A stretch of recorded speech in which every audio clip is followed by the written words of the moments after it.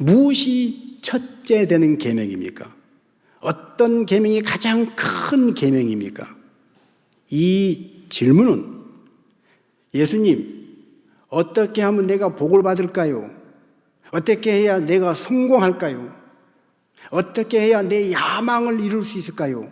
어떻게 해야 내 욕심대로 내가 계획한대로 다 얻을 수 있을까요? 이 얘기가 아닙니다. 어떻게 해야 하나님 더 잘 믿을 수 있을까요? 하는 질문입니다. 하나님의 율법을 필사하는 서기관, 아무나 할 수 없는 것, 그렇게 똑똑하고 그렇게 온 마음을 다해서 집중해서 강한 정신력으로 점 하나라도 잘못 쓰면 큰일 난다. 그렇게 하나님 앞에 집중하는 그 사람이 그 하나님의 모든 계명과 말씀을 적는 그가 어떤 계명이 가장 큰 계명입니까? 어떤 계명이 가장 첫째 되는 계명입니까? 이 말은 하나님 믿는데 어떻게 해야 제대로 잘 믿을 수 있습니까? 이왕 하나님 믿는 거 정말 잘 믿고 싶습니다. 이런 뜻입니다. 여러분이 예수님 앞에 여러 가지 기도를 하고 질문을 하고 예수님 이거 해주세요, 예수님 저거 해주세요, 요구를 할 수 있지만 이 서기관처럼 이 질문을 한다면 예수님 기뻐하지 않으실까요? 예수님이 뭐라고 답변하셨나요? 자, 우리 같이 한번 읽습니다. 내 마음을 다하고 목숨을 다하고 뜻을 다하고 힘을 다하여 주 너의 하나님을 사랑하라 하신 것이요. 아멘. 첫째 되는 계명이 뭐냐? 가장 큰 계명이 뭐냐? 주 너의 하나님을 사랑하는 것이라는 거예요. 그것도 그냥 사랑하는 것이 아니라 네 마음을 다해라, 네 목숨을 다해라, 네 뜻을 다해라, 네 힘을 다해라.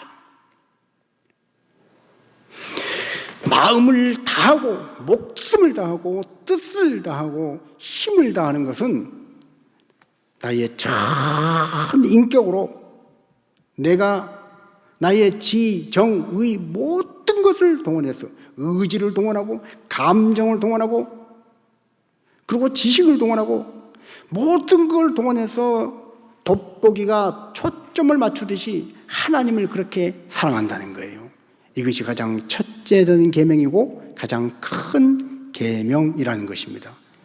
이것이 하나님 잘 믿는 것이고 이것이 바로 제대로 하나님 믿는 것이라는 예수님의 답변입니다. 여러분, 오늘 우리는 무엇을 놓고 기도합니까?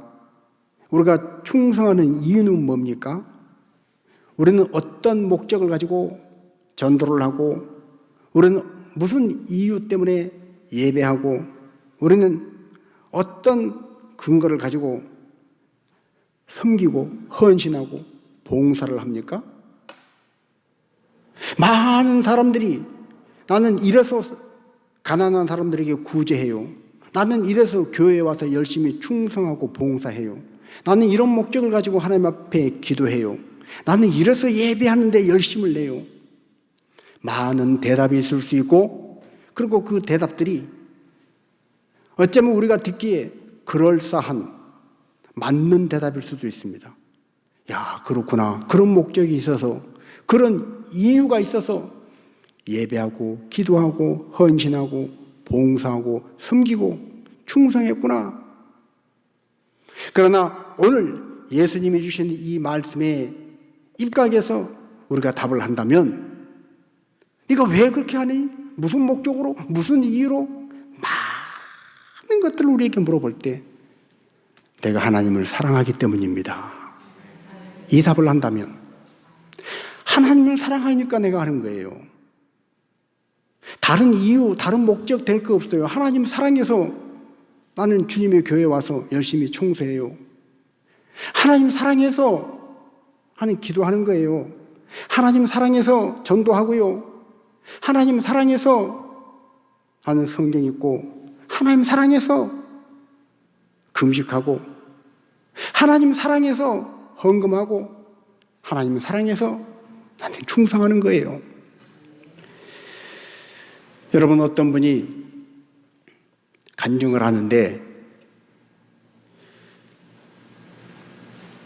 자기 일생에 그 사람을 처음 만났는데 한 번도 만난 적이 없는, 일면식도 없는 처음 만난 사람인데 자기에게 큰 해를 끼쳤습니다. 그런데도 불구하고 그냥 가라는 거예요. 예를 들어서 차가 콱 부딪혔는데 자기 그 비싼 차가 수리비만 해도 어마어마하게 나올 판인데 그냥 가라는 거예요. 상대방이 깜짝 놀랐습니다. 이럴 수가 없는데, 이럴 리가 없는데 왜 괜찮다고 그냥 가라고 그러나? 엄청난 손해인데 왜 자기가 손해를 보겠다고 그냥 됐다고 그러나? 왜 그러십니까? 왜 그렇습니까? 물어봤더니 이분의 대답이 딱 한마디입니다. 나 예수 믿는 사람이거든요. 자기 이름도 말하지 않고 자기 연락처도 말하지 않고 어디 사는지도 말하지 않고 나 예수님 믿는 사람이에요. 이 한마디만 남기고 떠났다는 거예요. 여러분, 왜, 무엇 때문에, 뭘 목적으로? 하나님 사랑해서요. 하나님 사랑하니까요. 이 한마디로 모든 대답이 다 됐습니다. 우리 인생이 정말로 무엇에 달려 있느냐? 인생을 어떻게 살아야 할까? 세월은 참 빠르게 흐르고 나이는 먹어가고 주님이 부르실 날은 얼마 안 남았는데 무엇이 인생이고 무엇이 산다는 것이고 어떻게 사는 것이 잘 사는 것이고, 아니 세상 사람들은 여기까지만 질문하겠지만 믿는 우리는 하나님을 믿는 내가 어떻게 해야 하나님을 잘 믿을까? 어떻게 해야 제대로 믿을까?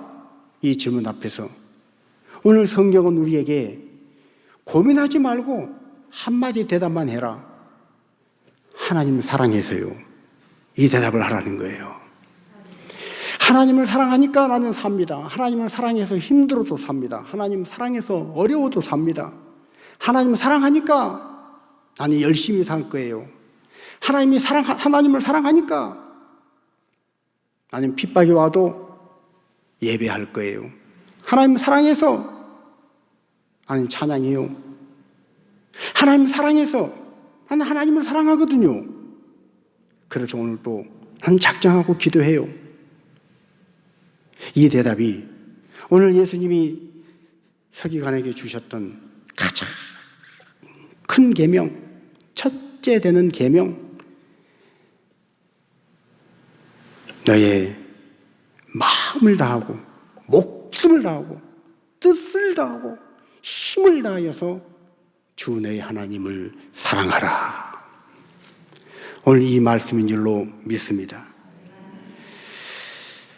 오늘 우리가 어디에 살든 어디로 가든 주님이 나와 함께 하시고 주님이 내 마음속에 계시면 그 어디 곳이건 어느 때건 누구와 함께 있건 그것은 천국이다 라고 말을 합니다. 우리가 찬송가를 부릅니다. 주 예수와 동행하니 그 어디나 하늘나라. 여러분, 정말 외로워도 주님이 함께 하시면 천국이고, 억울해도 주님이 함께 하시면 천국이고, 아파도 주님이 함께 하시니 천국이고, 넘어져서 실패하고 외로워도 고통스러워도 주님이 함께 하시면 행복이고 천국인 줄로 믿습니다. 아무리 내가 성공하고 아무리 내가 잘되고 아무리 배가 불러도 주님이 나와 함께하지 않으시면 그 배부른 것이 무슨 소용이겠어요? 그 성공이 무슨 의미가 있어요? 그 배부른 게 뭐예요? 죽도록 공부를 하고 사업을 일으키려고 밤잠을 자지 않고 먹을 것 굶어가면서 노력을 해서 공부를 하고 돈을 벌고 그랬는데 사랑하는 부모님이 그걸 보지 못하고 돌아가시고 내가 사랑하는 아내가, 내가 사랑하는 남편이, 내가 그토록 아끼는 형제 자매가 그걸 보지 못하고 죽고 말았어. 사람들이 하는 말이 뭡니까? 이게 다 뭔 소용이냐는 거예요. 이게 다 무슨 소용이 있냐? 이게 다 뭔 소용이 있냐? 이 많은 돈이, 이 성공이 무슨 의미가 있냐? 세상 사람들은 여기서 그칠 때 우리는 고백할 수 있어야 합니다.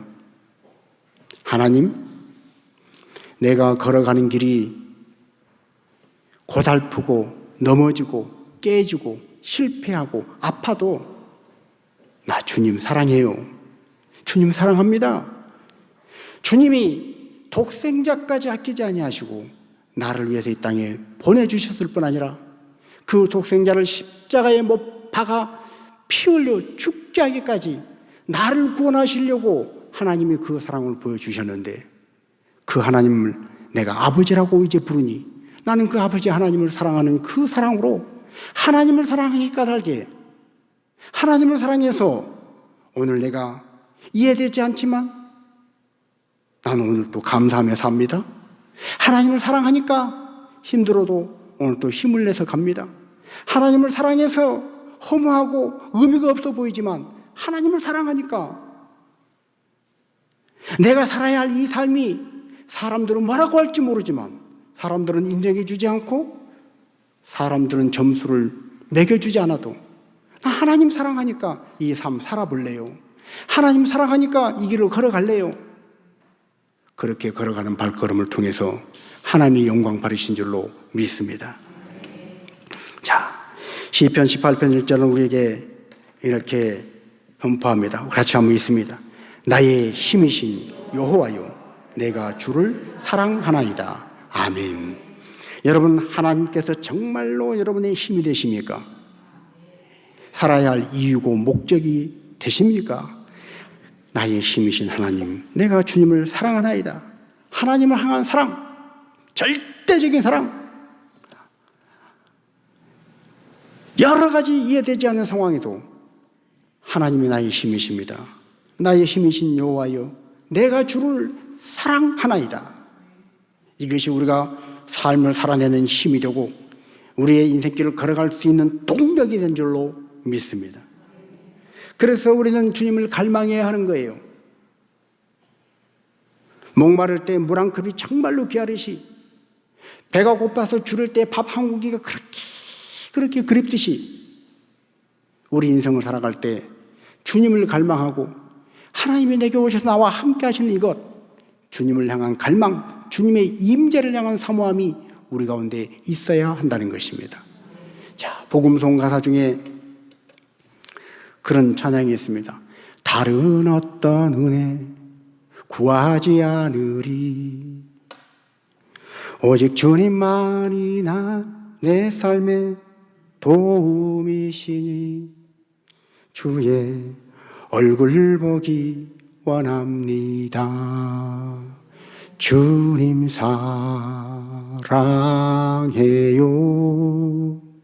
온 마음과 정성 다해 하나님의 신실한 자녀 되기 원합니다. 여러분, 내가 세상에서 보란듯이 성공 못해도 많은 돈을 벌어서 쓰고 싶은데 펑펑 쓰지 못해도 내가 주님 앞에 신실한 자녀 되기를 원하는 이 소원이 이루어진다면 성공한 인생 아닐까요? 행복한 인생 아닐까요? 오늘 성경이 우리에게 주는 도전입니다.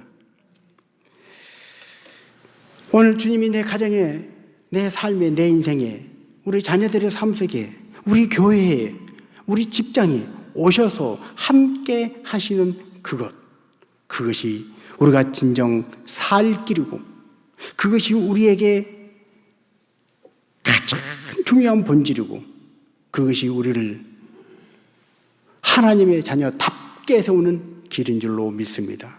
주님이 오셔야 합니다. 주님을 갈망해야 하는 것입니다. 삶에 이해되지 않는 어려운 상황 속에서도 여전히 하나님을 사랑합니다. 하나님 사랑해요. 이 고백만 할 수 있다면 우리는 다시 일어설 수 있습니다. 얼마 전에 뭐가 빠져나가야 되는데 통장에 잔액이 없다고 못 빠져나갔어요.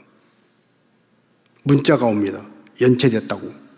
왜 그러지? 그러고 봤더니 이제 그때 우리 교회 경상비가 좀 부족해가지고 제 사례비가 이제 원래 집행이 안 된 거예요.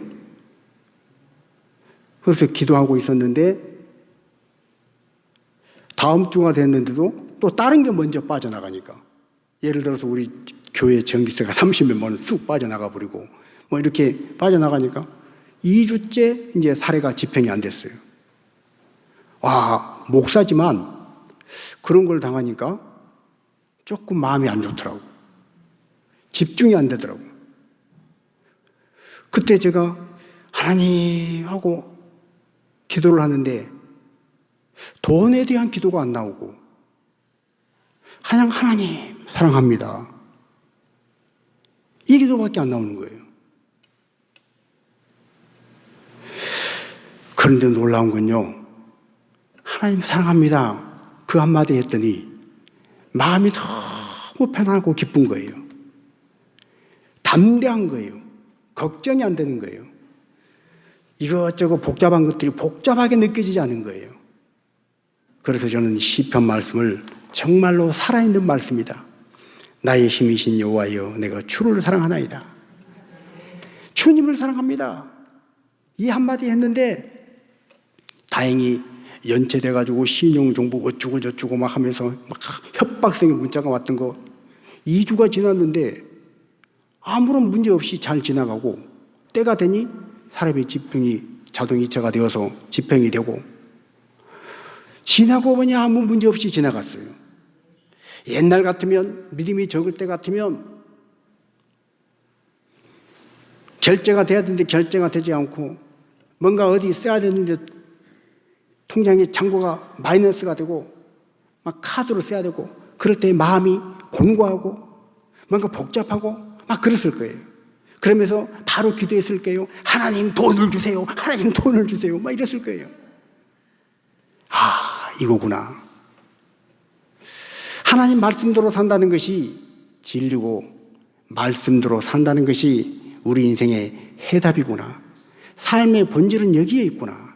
우리 신앙의 근본이 바로 이거구나. 저는 깨달았습니다.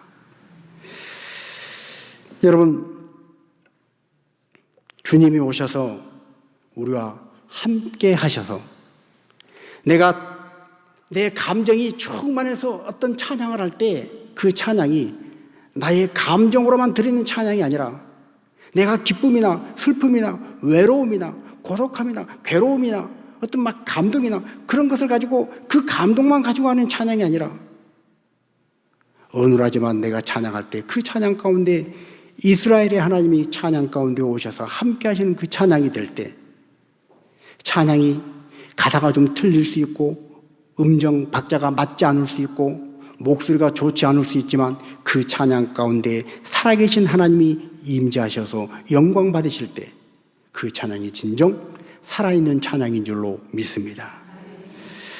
근래에 저는 충만이라고 하는 찬양을 많이 듣습니다. 그리고 웨이메이커, 길을 만드시는 주님이라고 하는 찬양을 많이 듣습니다. 찬양이 너무 은혜가 되는 거예요. 이따 오후 예배 때 한번 불러볼 텐데, 도대체 어떤 찬양이길래 그런가 궁금하신 분들은 오후 예배 참석을 하십시오. 여러분, 우리가 하나님 아버지의 마음을 품고 주님이 내 안에 계셔서, 내 안에 오셔서 예수님의 사랑이 내 안에 가득해서 내가 뭔데, 나 같은 것이 뭐라고, 골고다 언덕을 올라가시고 십자가의 그 채찍에서 뜯겨져 살점이 뜯겨져 나가 고통스러운 몸에 못이 박혀서 피를 철철 흘리시면서도 말씀 한마디만 하시면 하늘에 있는 12영이나 되는 천사 중에 말씀 한마디만 하시면 로마 군인들을 싹 쓸어버릴 수 있는데, 그러면 내가 구원받지 못하니까, 그러면 내 죄가 해결되지 않으니까 주님은 끝까지 참으시고 십자가에서 그 수치를, 그 고통을 다 견디셨습니다. 그리고 마지막 테텔레스타이, 다 이루었다 말씀하시고 그 영혼이 떠나시니라. 그 주님의 사랑으로 내가 구원받았는데, 그 주님의 사랑으로 지옥 갈 수밖에 없었던 내가 하나님의 자녀가 되어서 천국의 백성이 되어서 살고 있는데, 이제 내가 해야 할, 살아 숨쉬는 마지막 순간까지 내가 해야 할 가장 귀한 건 뭔가? 그것은 나를 그토록 사랑하신 하나님, 나를 그토록 사랑하신 주님을 내가 내 마음과 목숨과 뜻과 나의 모든 힘을 다하여 사랑하는 것이다. 어느 목사님이 간증하는 걸 들었습니다. 사회자가 목사님, 자녀가 어떻게 됩니까? 그랬더니 첫째가 딸이고요, 둘째가 공주고, 셋째가 기집애예요. 딸만 셋이란 얘기예요. 첫째 딸, 둘째 딸 얘기를 합니다. 이렇게 자랐고 이렇게 하고, 그리고 셋째 딸 이야기를 하는데 이 셋째 딸이 좀 독특해요 하고 얘기하는 거예요. 여러분, 그 교회는 목사님이 열심히 목회를 해서 교회가 많은 사람들의 전도가 되고 부흥이 되고 교회가 막 성장하고 있습니다. 그런데 온 교인이 기도 제목이 뭐냐? 우리 목사님 막내딸 교회 나오게 해주세요. 참 그 교인들도 대단하지 않아요? 아니, 목사님 딸도 교회를 안 나오고 목사님 딸도 예배를 안 드리는데 앞에서 하나님 잘 믿으라고 기도하라고 전도하라고 목사님이 설교를 하네? 시험이 들 법도 한데 전혀 시험 들지 않고 우리 목사님 막내딸 하나님 믿게 해주세요, 예배 드릴 수 있게 해주세요, 교회 나오게 해주세요, 그렇게 기도했다는 거예요. 자, 사연인즉 그 막내딸이 ADHD 판정을 받은 딸인데 고1 때 학교를 그만두고 PC방으로 가서 게임만 하고, 도대체 여러분 어떻게 엄마 아빠로 컨트롤이 안 되는 거예요. 붙잡고 기도를 해도 안 되는 거예요. 교회를 안 나오는 정도가 아니고 예배를 안 드리는 정도가 아니고 PC방 가서 그렇게 놀다가 오면 담배 냄새가 쩔어서 다른 사람이 핀 담배가 배인 게 아니고 본인이 핀 거예요. 목사님의 속이 새카맣게 타들어갑니다. 여러분, 저는 그런 입장을 상상만 해도 와, 그 목사님 정말로 예배 인도하기 힘들었겠다, 설교하기 힘들었겠다. 그런데 어느 날 어떻게 해도 안 되는 이 딸을 놓고 기도하는데 하나님께서 주시는 답이 뭐냐? 하나님께서 주신 답이 바로 사랑입니다. 사랑. 네가 사랑해 줘라 하는 거예요. 네 아버지로 그 딸, 네 막내딸 충분히 사랑해 줬냐? 사랑해 줘라는 거예요. 여러분, 자식을 사랑하지 않는 부모가 어디 있겠습니까? 그런데 가만히 생각해 보니 이 사랑이 하나님이 나를 사랑하신 것처럼 조건이 없는 무조건의 사랑이 아니라 조건이 있는 사랑이었다는 것을 깨닫습니다. 그래서 어느 날 물어봤다는 거예요. 야, 너 대학도 못 가고 취직도 못 하고 지금 매일매일 살아가는 삶이 이러고 보통 사람들이 보기에도 그렇고 엄마 아빠 보기에도 지금 엉망인데 너 행복하냐? 그랬더니 이 딸이 하는 말이 만족해요. 그러더라는 거예요. 여러분 같으면 어떻게 하겠어요? 그때 목사님이 깨달은 거예요. 그래, 맞아. 공부를 잘 해서 명문대학을 가고 좋은 취직자리를 얻고 그 돈을 많이 벌고 성공한 사람이 정말로 행복할까? 가만히 보니 그렇지 않은 사람들이 있더라는 거예요. 누가 봐도 행복해야 할 그 사람이 행복하지 않고 힘들게 살아가는 인생을 봤다는. 그런데 자기 딸을 보니 그 사람들이 가진 그런 거 아무것도 없는데도 불구하고 이 사람들보다 더 만족한다는 거예요. 이 사람들보다 삶의 행복을 느낀다는 거예요. 그래서 목사님이 그러면 됐다. 그것으로 됐다. 내가 어떤 조건도 달지 않고 너를 그냥 딸로서 사랑할 거야. 목사님이 마음이 바뀌고 기도가 바뀝니다. 그때부터 하나님께서 일하시는 거예요. 여러분, 내가 아무리 발이 닳도록 열심히 일하는 것보다 하나님께서 개입하시고 하나님이 한번 만져주셔야 길이 열리고 문이 열리고 문제가 해결된 줄로 믿습니다. 그렇게 해도 안 되던 딸이 하나님께서 만지시니 변화가 되기 시작하는 거예요. 어느 날 이 딸이 도대체가 말을 들어먹지 않던 딸이 엄마 앞에 가서 큰일 났다고 얘기를 하는 거예요. 보이스 피싱에 걸려가지고 자기 계좌가 보이스 피싱 사람들한테 넘어갔어요. 감옥 갈 줄 몰라요. 그때서야 이제 긴장을 하는 거예요. 어떻게 하면 좋냐고. 그때 엄마가 야, 지금 다른 방법이 없다. 나랑 같이 교회 가서 기도하자. 새벽 기도 갈래? 네, 엄마 따라갈게요. 주일 예배도 안 나온 딸이 새벽 기도를 따라오기 시작해서 새벽 기도를 하고 주일날 자기 스스로 예배에 나오라고 말도 안 했는데 자발적으로 예배에 참석을 하고 엄마와 함께 큐티를 하고 청년들 모임에 가서 그 낯선 모임에 가서 청년들과 교제하고 그러면서 회복이 되기 시작하는 거예요. 놀라운 건 하나님께서 이 딸을 변화시켰는데 꿈까지 사용을 하셨다고 합니다. 꿈. 어느 날 이 딸이 와서 아빠, 내가 꿈을 꿨는데 아빠가 2번이나 꿈에 나왔어요. 하루가 아니라 이틀씩이나. 꿈에서 내가 담배를 막 피고 들어왔는데 집에 들어오다가 깜짝 놀라 보니까 아빠가 서 있더라는 거예요. 그 아빠가 옛날 같으면 막 뭐라고 했을 텐데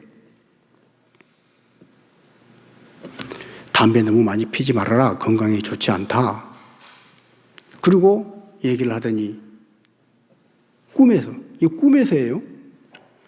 막내 딸이 담배를 피려고 꺼내니까 그 담배를 뺏어서 아빠도 피더라는 거예요.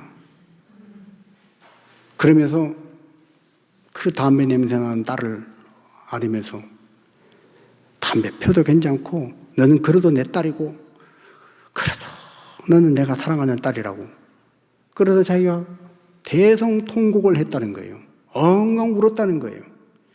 꿈이 깨서도 울었다는 거예요.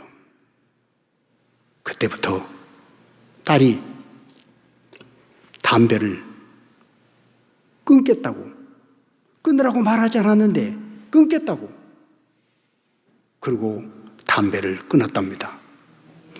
여러분, 사랑의 힘은 강렬합니다. 아가서는 우리에게 뭐라고 말씀합니까? 사랑은 죽음같이 강하다는 거예요. 여러분, 이 세상에 생명이 있고 기식이 있는 모든 생명체가 다 죽습니다. 죽음에 삼킨 바 됩니다. 그런데 그 사랑을 뚫고 나가는 사랑보다 더 강력한 힘이 있는데 그것은 바로 사랑이라는 거예요. 그래서 사랑, 하나님의 사랑, 내가 하나님을 사랑하는 그 사랑, 나를 십자가처럼 사랑하신 그 하나님의 사랑, 그 사랑에 하나님, 나 하나님 사랑해요. 온 마음과 뜻과 힘과 목숨을 다해 사랑해요. 사랑으로 화답하는 그 사랑이 만날 때 길을 열어가는 것입니다. 웨이메이커라는 찬양, 아까도 말씀드렸지만 이 찬양은 아프리카 나이지리아라고 하는 나라의 CCM 가수 흑인인데 싱어송라이터가 노래를 만들려고 그러는데 성령께서 감동을 주셔가지고 저 아시아에 있는 코리아라고 하는 나라, 한국이라고 하는 나라, 이 세상의 마지막 분당, 이 세상의 지금 마지막 분당 국가, 유일한 분당 국가 한국을 생각하면서 그 노래를 지었다는 거예요. 그 노래, 길을 만드시는 주님, 큰 기적을 행하시는 주님, 그는 나의 하나님. 어둠 속의 빛, 그는 나의 하나님. 여러분, 하나님은 길을 만드십니다. 어둠 속에 빛이십니다.